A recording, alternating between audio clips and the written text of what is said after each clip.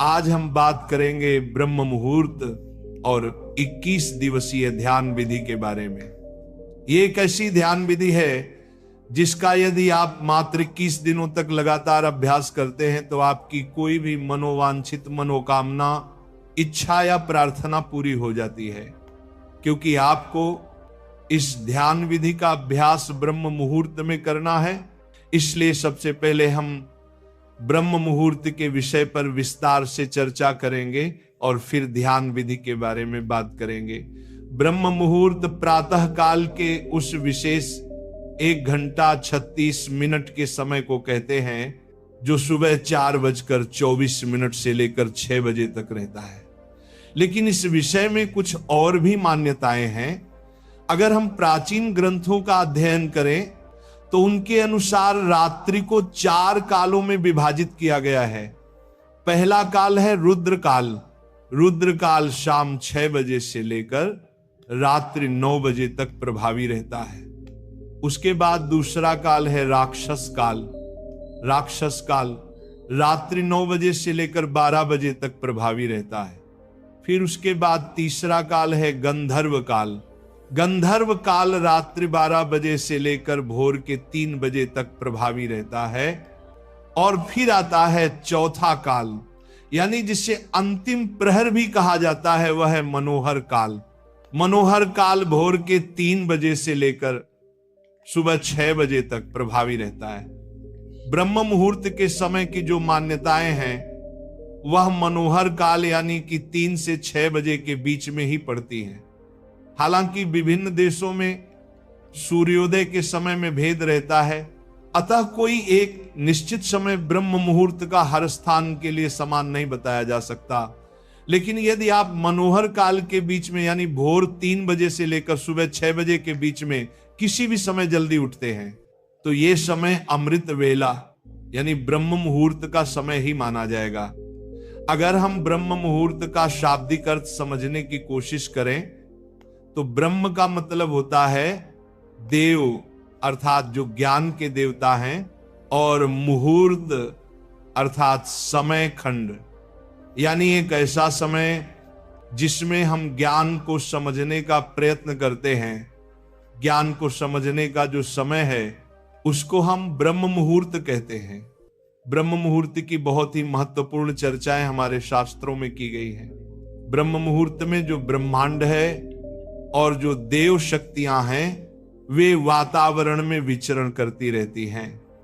अगर आपकी नींद इस समय के दौरान अचानक खुल जाती है राधे राधे, तो इसका मतलब है कि शुभ ऊर्जाएं आपसे संपर्क करना चाहती हैं।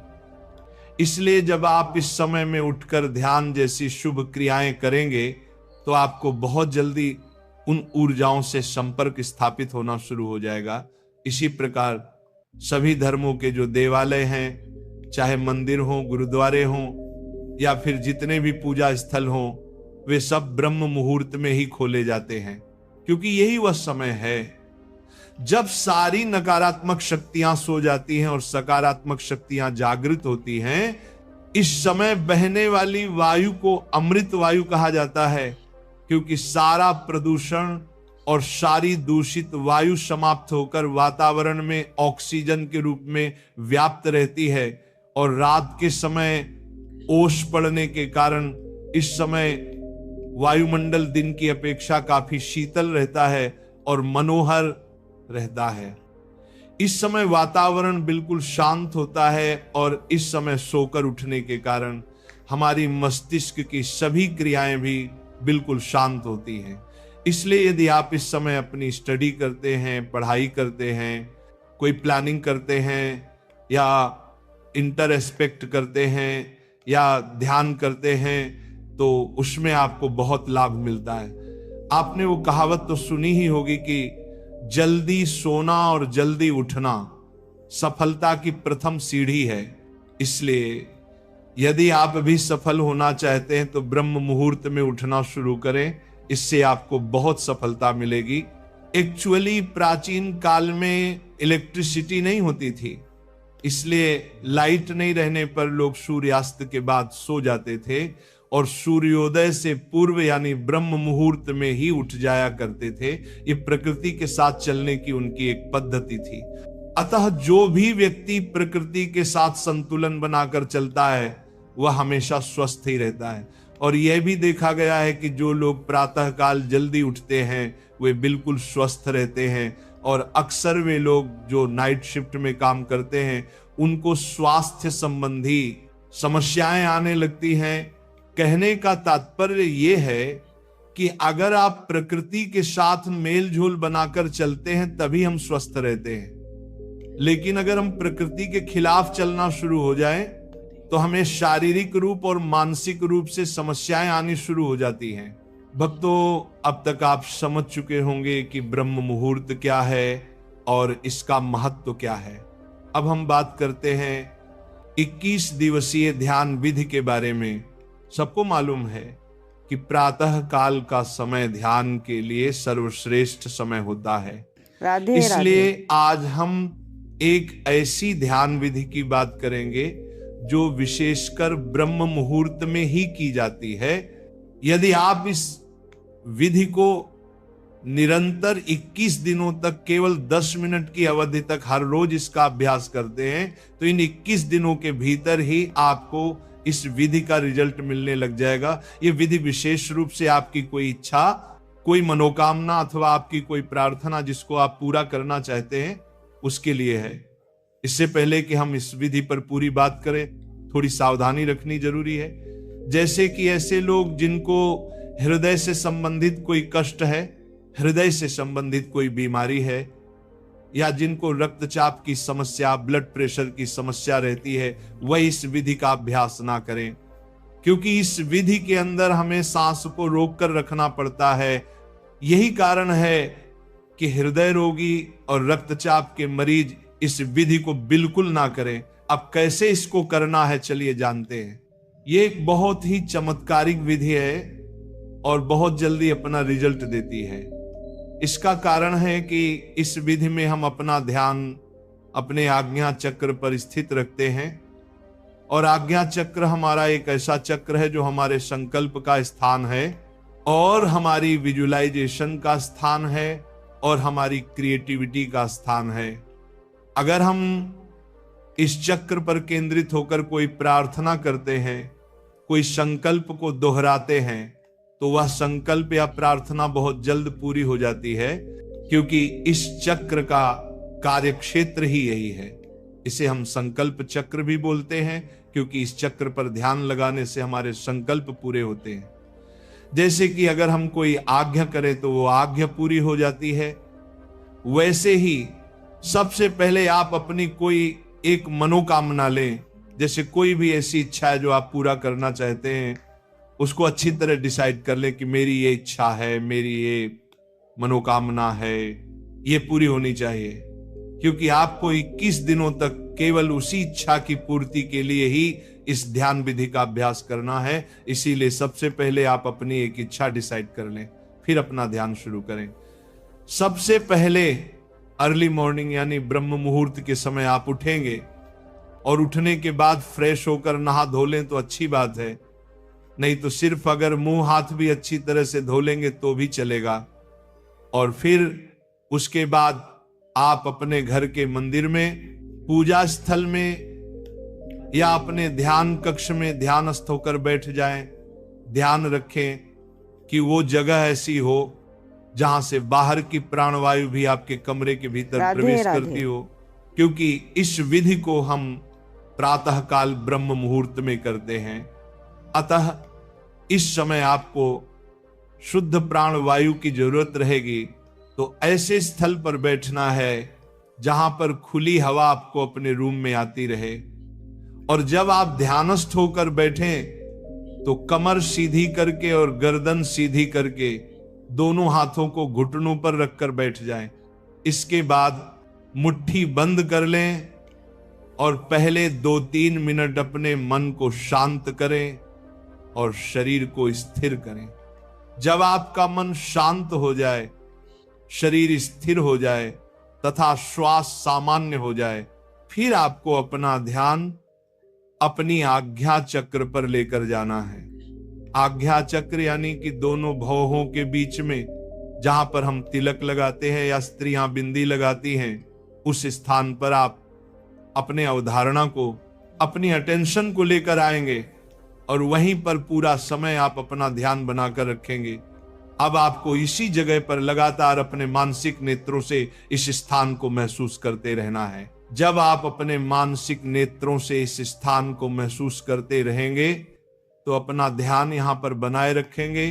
फिर आप एक लंबी गहरी सांस भरेंगे और लंबी गहरी सांस भरकर उसको अंदर ही रोक कर रखेंगे। जब आप अपनी सांस को अंदर भरकर रोक लेंगे और उस दौरान आपका ध्यान भी आज्ञा चक्र पर टिका रहेगा, उस समय आप अपने इष्ट देवी देवता या गुरु का चित्र अपने आज्ञा चक्र पर देखेंगे और अपने इष्ट देवी देवता या गुरु का चित्र अपने आज्ञा चक्र पर देखते हुए और सांस को अंदर रोक कर रखते हुए आप प्रार्थना या संकल्प करेंगे या अपनी इच्छा को दोहराएंगे। जो भी आपकी इच्छा है एक लाइन में उसको दोहराना है कि हे गुरुदेव या हे मेरे परमात्मा, जिनको भी आप मानते हैं उनके आगे आप प्रार्थना करेंगे कि मेरी इच्छा पूरी हो।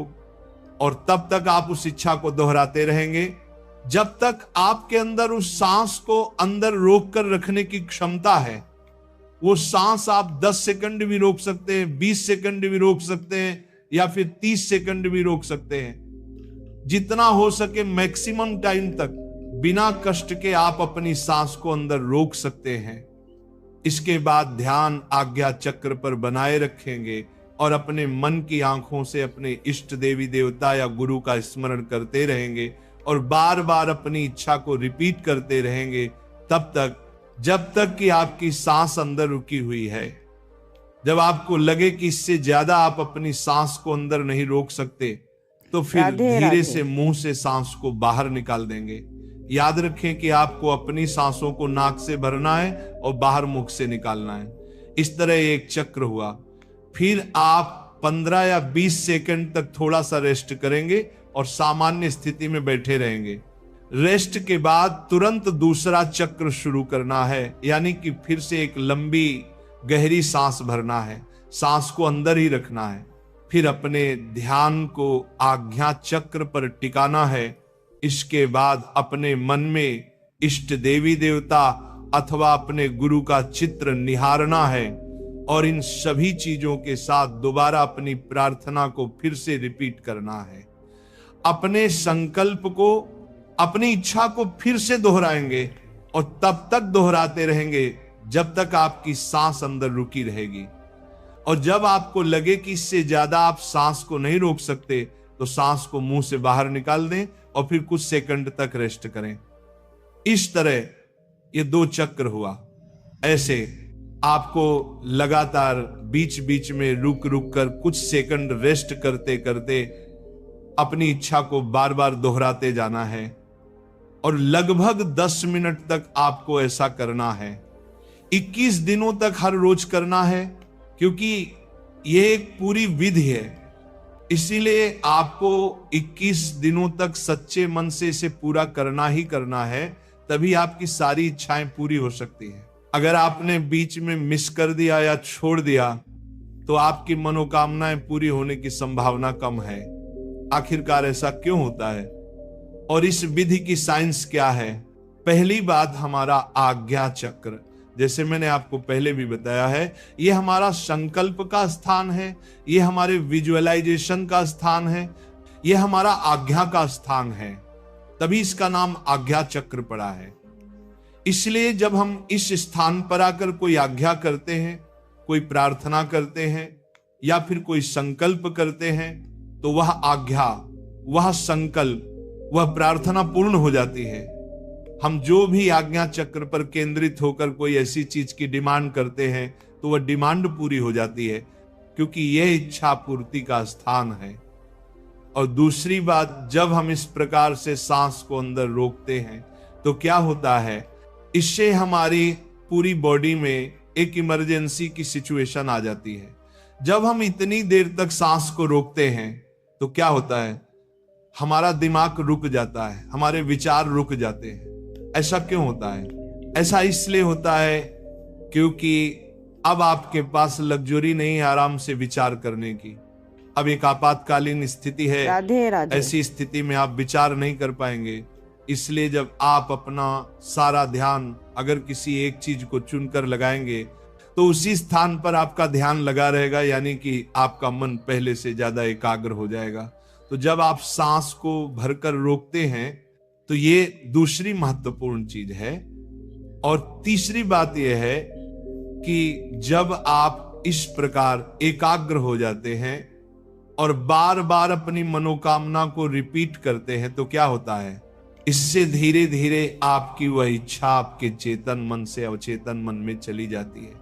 यानी वह इच्छा 1 दिन बाद, 2 दिन बाद या 3 दिन बाद जो विचार आप बार बार दोहरा रहे हैं वो आपके अवचेतन मन में जाना शुरू हो जाता है, जो हमारे मन का गहरा तल है। और अगर आप किसी विचार को अपने अवचेतन मन में यानी कि अपने सबकॉन्शियस माइंड में उतार देते हैं तो लॉ ऑफ अट्रैक्शन के अनुसार वह इच्छा आपकी पूरी हो जाती है। यही इसकी साइंस है। इसमें तीनों चीजें विशेष रूप से कार्य करती हैं। पहला आज्ञा चक्र, क्योंकि यह आज्ञा का स्थान है इसलिए हमारी आज्ञा को पूरी करता है। दूसरा सांस, जब अपने अंदर रोक कर रखते हैं तो शरीर में इमरजेंसी की स्थिति हो जाती है, जिससे आप फालतू के विचार करने से बच पाते हैं और आपका मन एकदम से एकाग्र हो जाता है। तीसरी चीज, जब आप अपने अवचेतन मन को खोल रहे होते हैं तब आपकी जो इच्छा है वो आपके अवचेतन मन में चली जाती है, जिससे उस इच्छा पूर्ति के द्वार खुलने शुरू हो जाते हैं। एक बात और जो सबसे महत्वपूर्ण है, आप इस विधि को ब्रह्म मुहूर्त के समय में कर रहे हैं। ब्रह्म मुहूर्त के समय की जो विशेषता है वह मैंने शुरू में ही आपको डिटेल में बता दिया है कि अगर हम कोई विधि ब्रह्म मुहूर्त के समय में करते हैं यानी प्रातः काल में करते हैं तो यह समय देवताओं का समय है, परमात्मा का समय है। अतः इस समय में आप अपने शुद्ध मन से कोई भी प्रार्थना करते हैं तो वह प्रार्थना आपकी जरूर सुनी जाती है। तो अब आप पूरी तरह समझ चुके होंगे। अगर आप भी किसी संकट में फंसे हुए हैं और उस संकट से बाहर निकलना चाहते हैं तो उस संकट से बाहर निकलने के लिए आप इस प्रकार से ध्यान करें। या आपकी कोई बहुत जरूरी कोई आवश्यक इच्छा है, कोई मनोकामना है या कोई जरूरत है जिसे आप जीवन में पूरा करना चाहते हैं, तो उस इच्छा या जरूरत को आप इस विधि से अपने जीवन में पूरा कर सकते हैं। एक बात और, ऐसी किसी भी इच्छा पूर्ति के लिए इस विधि का प्रयोग न करें जिससे दूसरे का नुकसान हो, अन्यथा इसके दुष्परिणाम के जिम्मेदार आप खुद होंगे। आप इस विधि का अभ्यास सच्चे मन से करें, क्योंकि यह विधि हमारी आजमाई हुई विधि है। खुद मैंने अपने जीवन में इसको कई बार आजमाया है और हमेशा इसमें सफलता हासिल की है, इसलिए आप भी सफल होंगे। इसका अभ्यास निरंतर करें, आपको बहुत लाभ होगा। आपको आज की हमारी प्रस्तुति कैसी लगी कमेंट्स में जरूर बताइएगा। और अगर आप हमारे चैनल पर नए हैं तो हमारे चैनल को सब्सक्राइब जरूर कीजिएगा। राधे राधे। सभी धर्म प्रेमियों को राधे राधे। मैं उम्मीद करती हूँ कि आज का सत्संग आपको पसंद आया होगा। अगर पसंद आया है तो हरि भक्ति लहर चैनल को सब्सक्राइब कर ले और कमेंट्स में राधे राधे लिख दीजिए। धन्यवाद।